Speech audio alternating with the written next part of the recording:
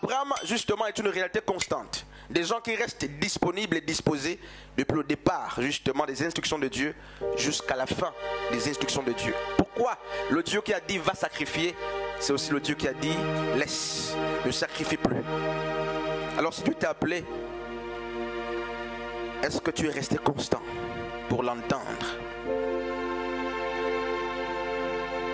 Le Dieu qui t'a dit lève-toi, c'est le même qui peut te dire alors allonge-toi.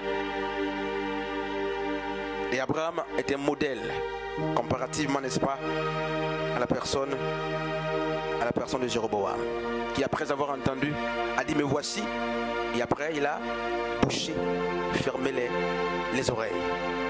Frères et sœurs, ne nous séparons pas de la parole qui nous amène dans une saison de gloire. Après, n'est-ce pas, qui nous amène dans l'ascension. Ne nous séparons pas de la gloire de Dieu, des paroles que Dieu a prononcées dès le départ, lesquelles paroles ont facilité et ont permis notre ascension. Ne soyons pas comme Jéroboam qui a décidé de continuer la royauté sans la parole, alors que c'est la parole, n'est-ce pas, qu'il a amené dans la position de roi. Et nous aussi, même dans nos relations, je vais insister là, dans nos relations, il nous arrive de dire bon, il a dit, il a fait, désormais je peux aller seul. Et même quand je vais seul, je m'entoure désormais, n'est-ce pas, des personnes nouvelles. Ce n'est pas un mal comme je disais, mais oublier, n'est-ce pas, le moteur premier, oublier des éléments premiers, oublier ce qui fait la force ou ce qui nous a propulsés dans une certaine position était mal. Vous avez vu les femmes qui sont reparties vers leur premier copain après une longue aventure, des gens qui ont participé à leur épanouissement. Et puis, lui, il a participé pour que tu réussisses, il a tout fait. D'une manière ou d'une autre, il a tout fait. Avec des forces ou des faiblesses, il a tout fait et tu as réussi. Et quand tu réussis, tu oublies tout ce qu'il a sémé. Tu t'entoures d'un nouveau voisinage. Ce n'est pas mal, mais en t'entourant d'un nouveau voisinage, tu oublies, n'est-ce pas, l'impact d'Akija dans ta vie. Non seulement tu oublies, tu n'as plus de nouvelles.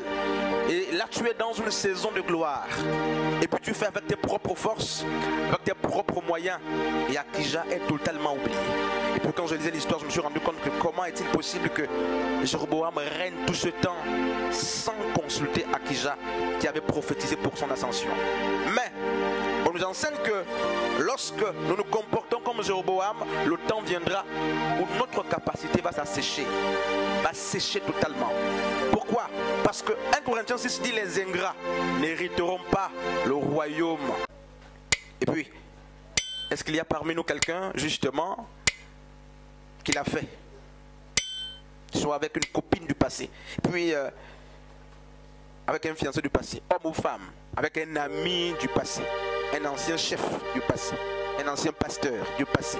Et puis je voudrais quand même rester là, c'est pas pourquoi j'insiste. Et puis il n'y a plus de nouvelles même.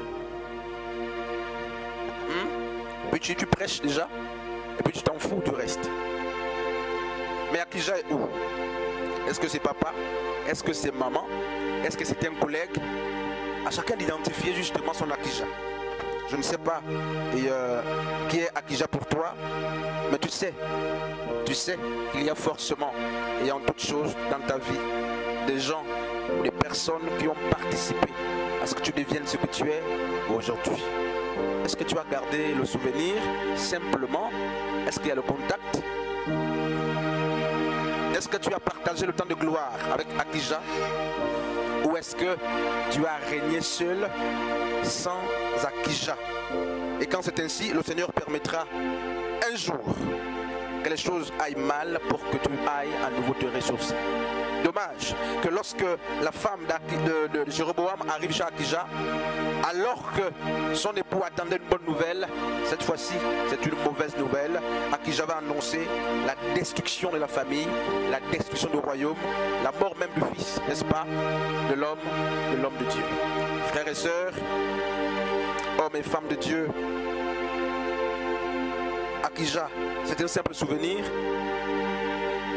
ou une parole qui doit rester constante avec nous.